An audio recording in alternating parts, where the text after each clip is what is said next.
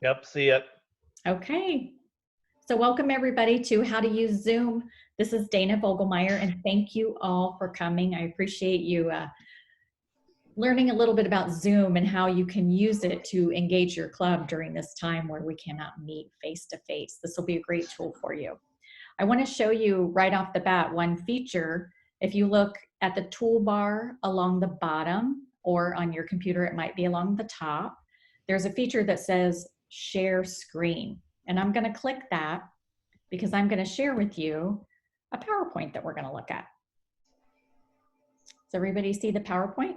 Yep. Yes. Okay.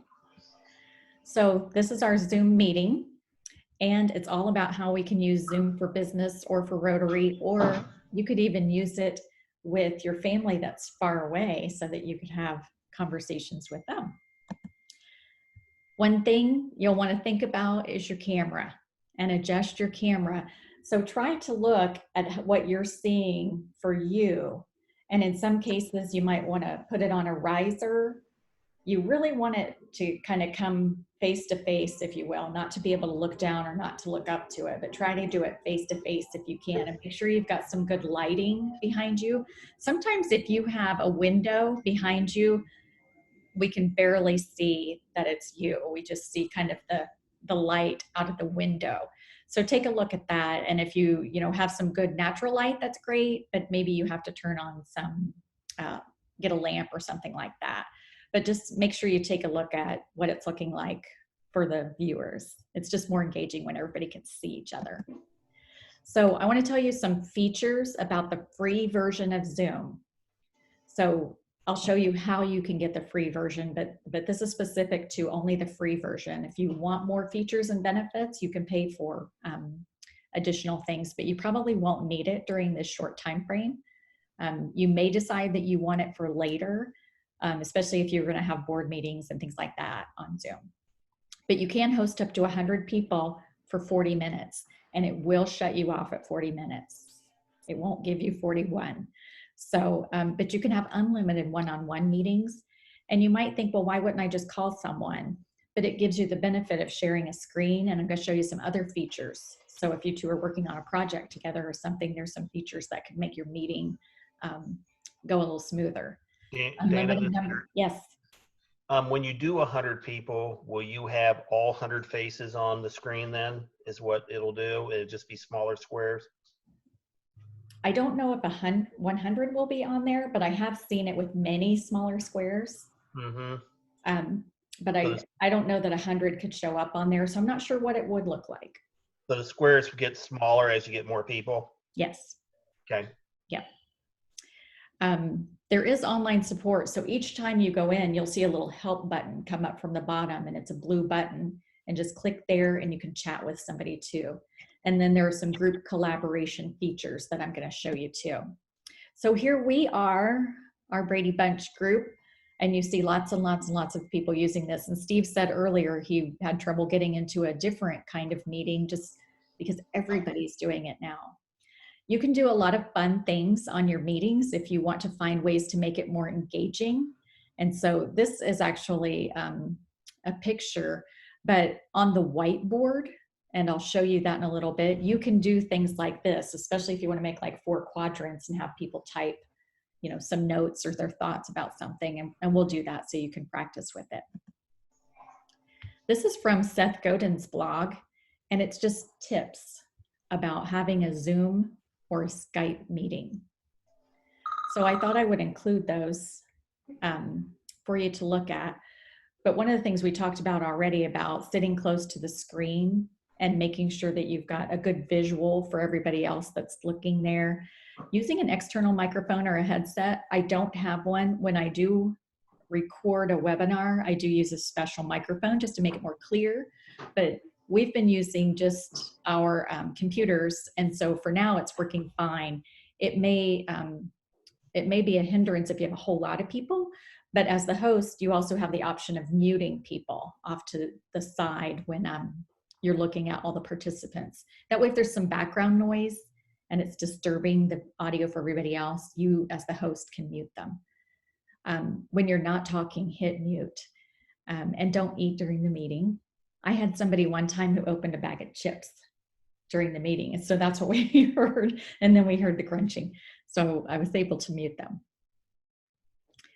Just to not forget that you're on audio. Sometimes people get up and walk around and, you know, start doing chores too, but we can, obviously, if you've got your camera on, we can see you. I mentioned the window. Spend some time looking at the camera. I'm trying really hard to do that. And it's easier when I'm not seeing all of your all's pictures. But when I was looking earlier at your pictures and you would say something, my natural instinct is to look at your face. But when you look into the camera, now it looks like I'm speaking to you. And when I was looking down at your pictures, it doesn't look as good or as engaging. Going slow when you're talking, especially if people have to take notes. If they don't, then you don't need to worry about it. And then don't walk if you're using a phone. It's very distracting. I don't know if you've ever seen people walking and talking, and then they get a little winded and it just takes away from the experience. So those are just some good tips. So this is where you go into zoom.com. By the way, I'm going to send you this PowerPoint. So when you go into zoom.com, up here at the top where it says plans and pricing, it's the top left. I clicked on plans and pricing, and that's what you see. And then you can see here, sign up, it's free. So this is the free version. And that information I showed you a few screens ago, I took right from this screen. So you can sign in, create an account, and then when you create an account, you have a free version and you can use it. Once you're in your account, you can see we're in my account, and you know that because you see my picture up there. And so I'm logged into my account. So you would have to do that part. And so I don't have that screen on here, but you would have to take that step.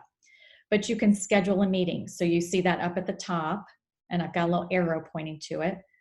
And here I already clicked on schedule a meeting, and this is what comes up. So where it says topic, I typed in my committee meeting. Where it says description, I typed in let's discuss our upcoming projects. Here's the time and the date. And I'm going to show you how to do this. I just wanted to give you a precursor to look at it. It's on Eastern time zone, so just make sure you have that. And once you make the meeting, once you save it, then it looks like this. So here's what you see after clicking save on schedule a meeting, and you can add it to your calendar. So I have a Google Calendar, but you can add it to Outlook or you can add it to Yahoo.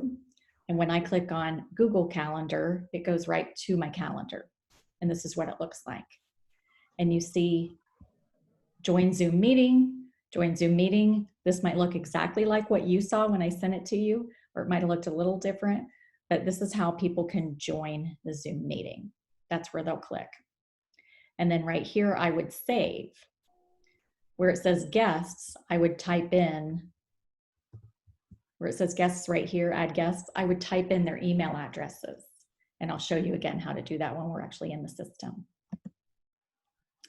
This is the bottom portion of that scheduling a meeting. So here's where I clicked save. And there are a lot of different features. It will default to some basics, and that's really all you need for right now. If you want to get fancy with it later and put on like some passwords to protect a meeting, to make sure no one gets in that shouldn't be in, you can do things like that. You can also add a co-host. So there's where you type in the email addresses. So let's go ahead and look back here. So now we're in Zoom. Remember, I hit share screen. And so I shared a PowerPoint, and I already had that PowerPoint open in my background. So when I clicked share screen, my PowerPoint came up and I could see it, and I just clicked it. It's that simple.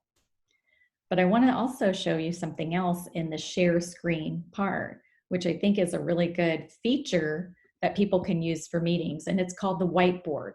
So as soon as I clicked share screen, whiteboard came up as one of my options, and I just clicked it.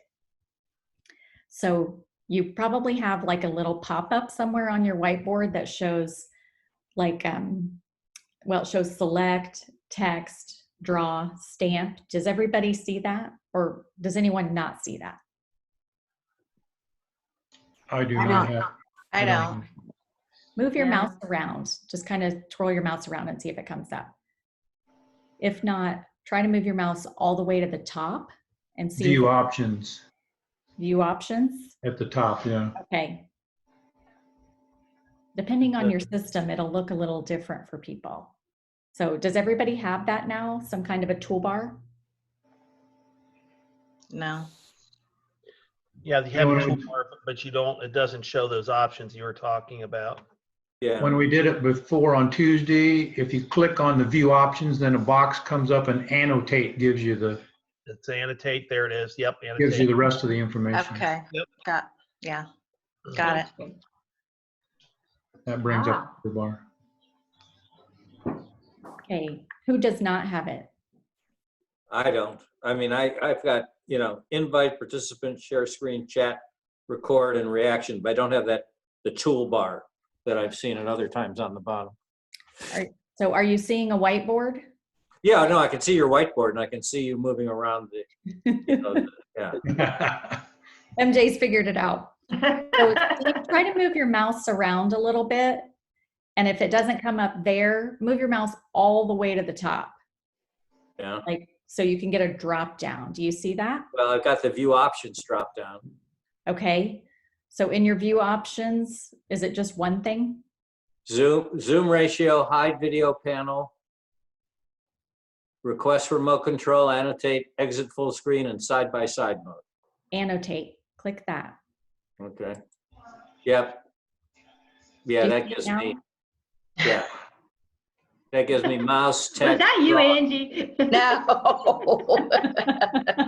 Okay, yeah, so now that gives that to me. That was Okay. probably Eric. Hey, Okay, so I'm going to show you a feature as the host I can clear. So I'm going to clear because I want to ask you some questions. And I'm going to put it on here. This is how you can kind of help manage an agenda if you were using this like for a board meeting or something. Like, what service projects are we doing? So we just call it grab some real estate. And you could type something under that. And over here, I can say, we're going to talk about the budget. So over on this other quadrant, I might want to put down something like speaker report. I'm just making stuff up right now. And how about membership status? Something like that. And doing something like this can help you keep focused because sometimes it's hard, especially I mentioned that you might want to mute other people. It can be hard if somebody else brings something up and then somebody else talks over them. And, so if you've ever played the bingo and it's like, I didn't hear that, or you're on mute or whatever, it can be a little difficult, but if you put some structure around it, then you can make it work a lot better, I think.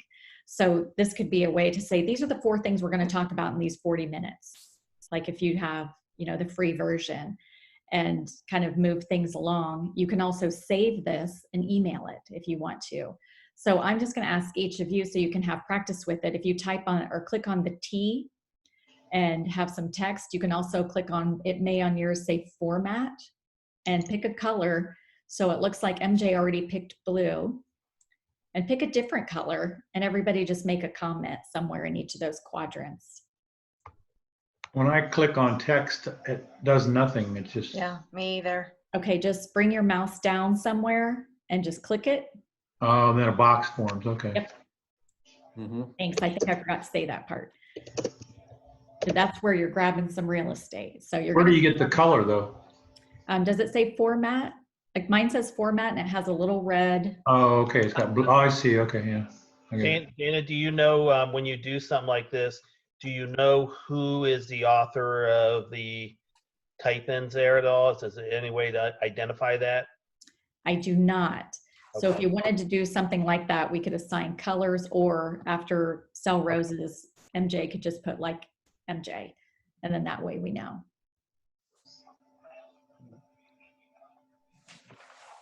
Somebody said their speakers are awesome.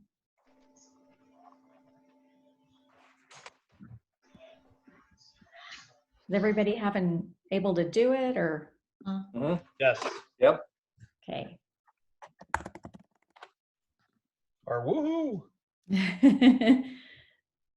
There's also something called draw, and someone found this earlier. Yeah. So if you want to pull, things over, especially you could put on one side projects and on another side names, and you could map who's responsible for what. And again, you can save this so you could use it later. There's also one called stamp. I use this a lot. When I teach on here, I will have stuff on here and I will say, give me a green check if you're good to go, or a red X if you want to talk about a particular area. So you could do that for voting. Give me a green check if you're ready to go with this, or a red X if you vote no. So I just made a red X.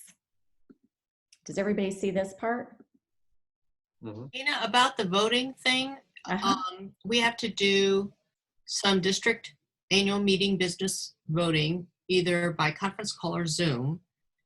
Is there a way to post everybody's club and then have them enter their vote?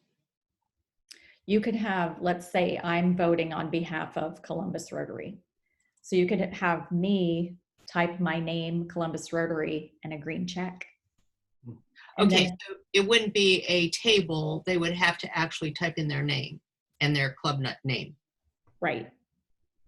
Right. You could do an Excel sheet, Fran, and have some information in there ahead of time and show the Excel sheet, but just by sharing it, but you wouldn't be able to have everybody else type in your Excel. Okay.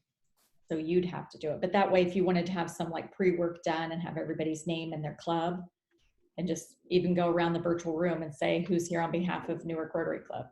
Green check when they say yes. Cambridge, yes. Columbus, yes. Olentangy, yes. Do you see what I mean? But I would have to do the checking. Right. Okay. Mhm.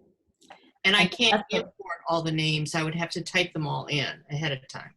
Right. And I would just do it in an Excel and already have it open before your meeting. And then when you click share screen at the bottom, it'll come up as one of the things open in the background, and click your Excel document and bring it up. That way everybody can see it, but you'll be the only one that'll be able to type in it. I see. Okay, thank you. You're welcome. I love someone's drawing there. But you can see how maybe you could use this, especially if you were doing some brainstorming, or if you, again, kind of back to keeping focus. Like it can be hard, again, when people are speaking over one another. So if you say in this meeting, we're going to hit these 3 things, and it helps keep people focused. So if somebody brings up a different topic, district conference, we're not focusing on that right now. You can kind of bring them back. So that's a nice use for the whiteboard. One other thing that I would like to show you is the poll. So you can poll, and this is a nice way, again, to engage people so that they're not just sitting there listening, it's they're participating in their meeting. So at the bottom, again, when I pull up my toolbar, I'm going to click on polling. I typed these in ahead of time. So I get a screen now that has my 2 questions on my poll, and I'm going to click launch poll, and then you'll see it. So if you would answer those 2 questions, and then I'll show you what it looks like.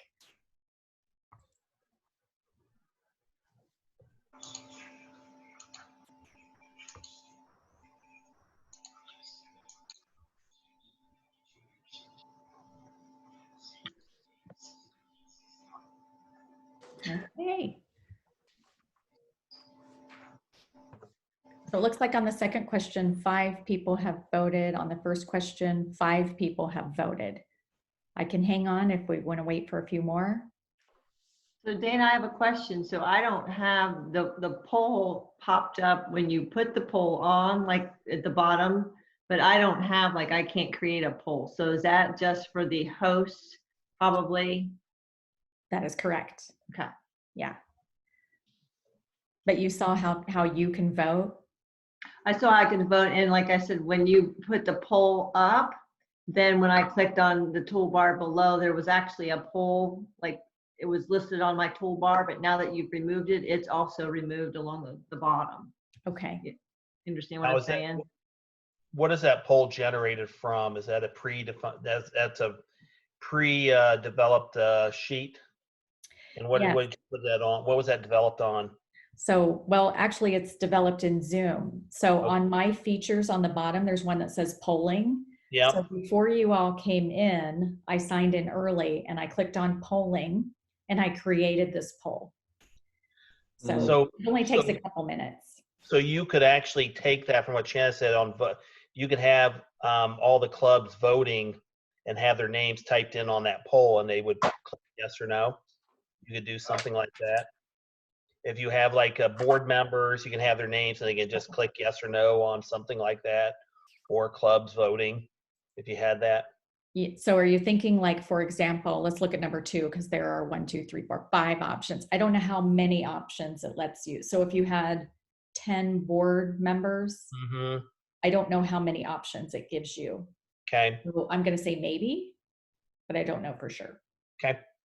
Fran would be able to use that though, Dana, wouldn't she? If it was like a yes or no, do you approve District Governor-elect Steve Heiser's budget? There'd be a yes or a no, and they could all hit the yes button, and then it would be recorded that she'd get 59 yeses and, or, 58 yeses and 1 no. Yes, unless you needed to know who Who's voted. voted?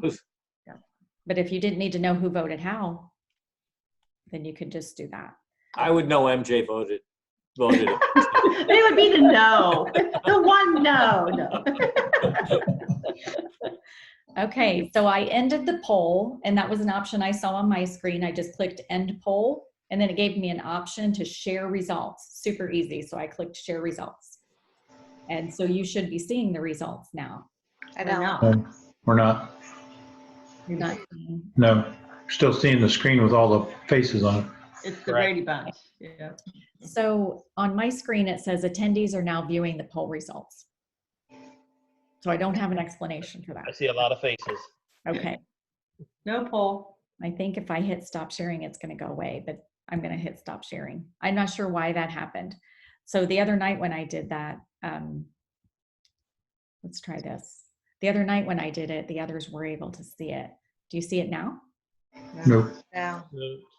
Then I'm going to give up. No. Okay. I'm going to take it down.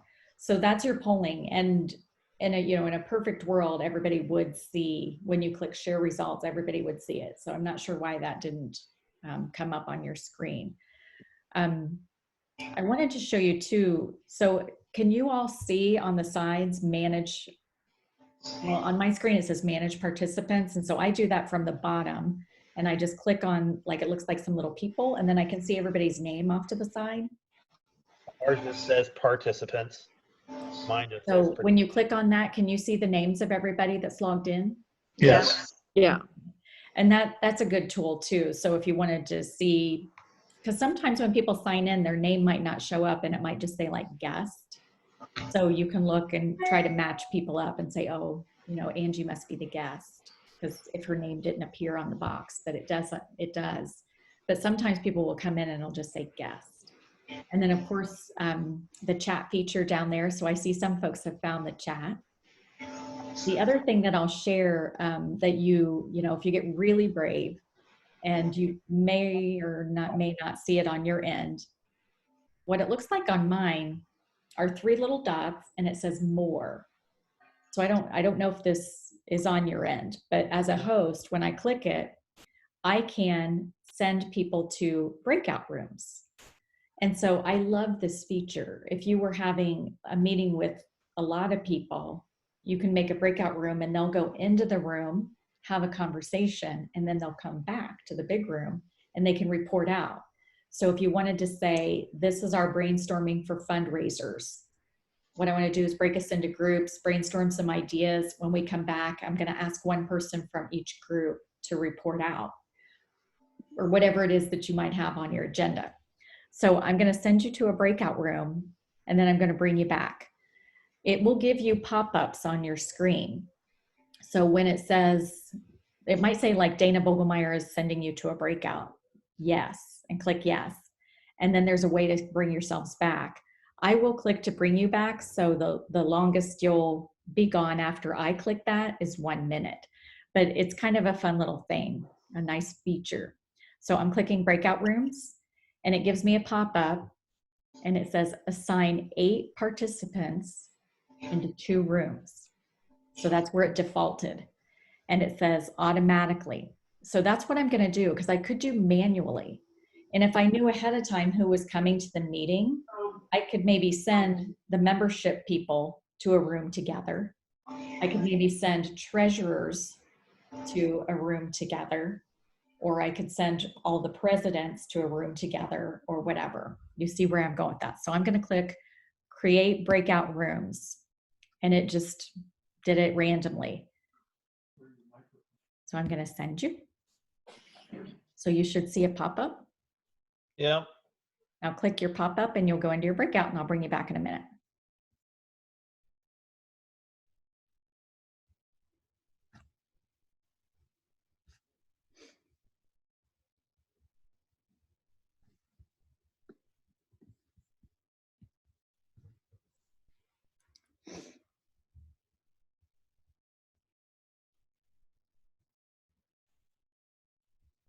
So my screen says all breakout rooms will close in 47 seconds. So if they don't end on their own, they'll come back automatically. But they're in a breakout room right now having a conversation. We've got Angie, Eric, Julie, and Jack in breakout room number 1, and Fran, MJ, Shayna, and Steve in breakout room number 2.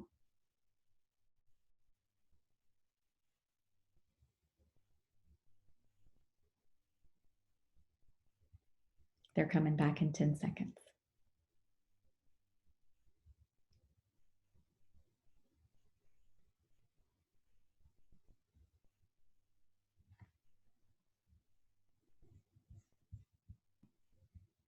Okay, everybody's back. Was that fun? It was a blast, Dana. We covered so much information. I'm so glad. And And Fran Dave, you told- can and bring us Fran- all back whenever, right? Yep. But when I click it, it says they'll be back in 60 seconds. I think it gives you an option to come back earlier. It does. Okay. Yeah. So if people were, like if you went to the breakout rooms and they were already finished, they could come back early. The other thing in that same little 3 dots that says more, it gives me an option for closed captioning. And it also gives me an option to go live to Facebook. So if you got really brave, you could go live on Facebook. And then there's also some reactions. So if people like what you're saying, they can give you some applause or they can give you a thumbs up.